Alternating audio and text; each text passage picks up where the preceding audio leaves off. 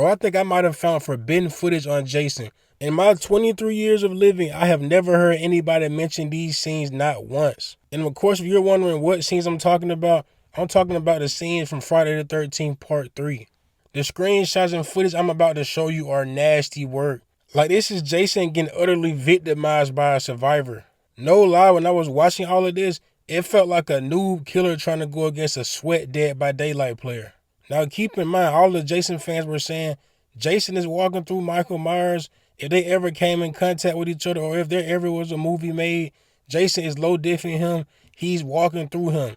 Dude, I have been watching all of Jason's OG movie, you know, the Friday the 13th movies. And from what I'm seeing, this wouldn't even be a fight. Michael Myers is legit stepping through this man. But enough of that. Let me go back to the part where I said Jason got utterly victimized. Let me show you guys exactly what I'm talking about. So towards the end of Friday the 13th Part 3, there's one final survivor left. I forgot her name. I know it starts with a K. Like, I literally just got done watching this movie a couple minutes ago, and I immediately had to make a video on this. Mind you, this is literally the first video on this channel. I had to make a brand new channel for this.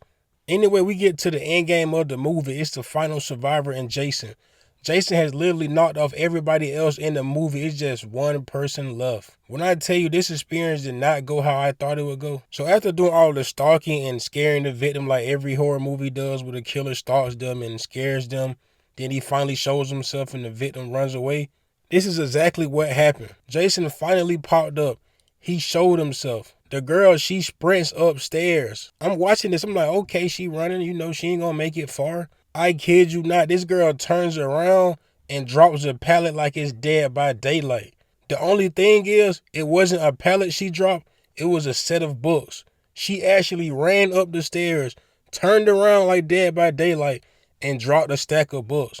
I'm looking, I'm like, okay, she dropping books trying to slow him down. Can somebody please tell me why these books actually affect Jason? I'm talking about making him flinch, knocking him down to the ground. A stack of books, library books. So I kind of shrug it off. I'm like, yeah, that's probably just like, it's just something they adding in the movie. Jason starts chasing her. She runs in the closet. She tried to hide from Jason. Jason hears her because she sees like a body or something. He starts tearing through the door, hitting it. He sticks his hand through the door. She stabs him in the hand. And you know, he yanks his hand back. I'm like, okay. I can kind of get that. At the end of the day, he's getting stabbed. Somebody please tell me, why does she open the door and start swinging a knife at this man? And Jason is ducking the fade. Remember, this is the same man they said will run through Michael Myers. I'm talking about she is swinging this knife at him.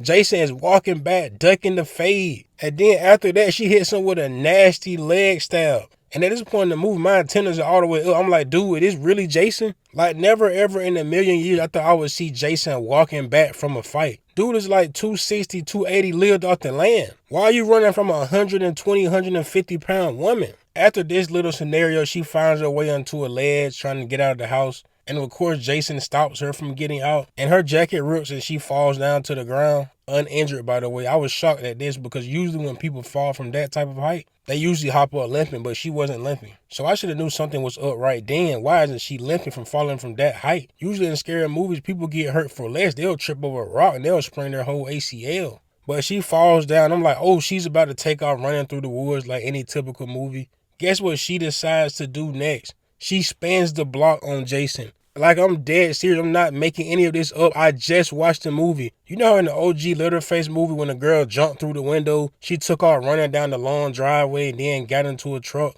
The girl in this movie got out of the house with Jason and she spent the block. I was so shocked when I seen this. I was like, what is she doing? So she looked through the window and she peeped to see where Jason was. She saw him. Guess what she did next?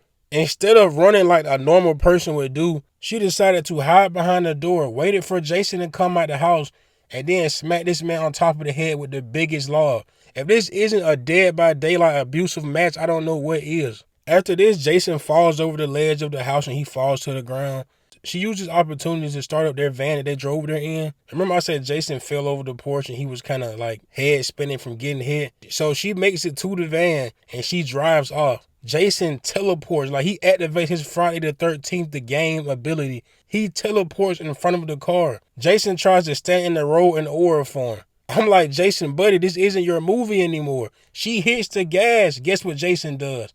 hops out of the way. Wasn't this the same dude in the Friday the 13th gang just stopping cars with his hands? This man hopped clean out the way. She continues down the road, but all of a sudden, plot armor starts kicking in and her engine just automatically cuts off. I don't get how her engine cut off. I would say Jason messed with it, but if he messed with it, I don't think it would have never crunk up from the beginning. But anyway, her engine just magically cuts off, and then Jason appears at her window. He sticks his hand through the window. She rolls the window up on his hand. And Jason is legit like stunned for like 3 to 5 seconds. It allows her to get out of the car. Like, you mean to tell me a car window is stopping Jason, the big brolic linebacker? And at this point, I didn't take this movie serious anymore. I just wanted to finish it because it was like only a couple minutes left in the movie. But after she escapes from the van, she arrives at this barn. And basically, she starts hiding from Jason in the barn. She's like on top of like a 2x4 in the ceiling.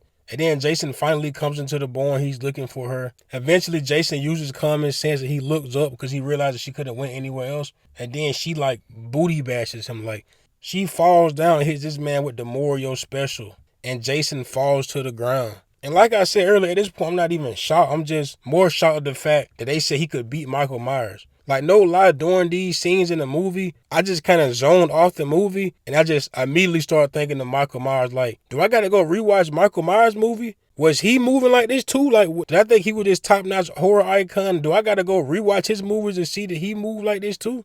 So Jason falls on the ground as she booty bumps him or Morio butt smashes him. She climbs up a ladder and I know Jason chases her. After Jason gets up the ladder, she somehow magically spawns in a shovel up top and then she smacks Jason in the face.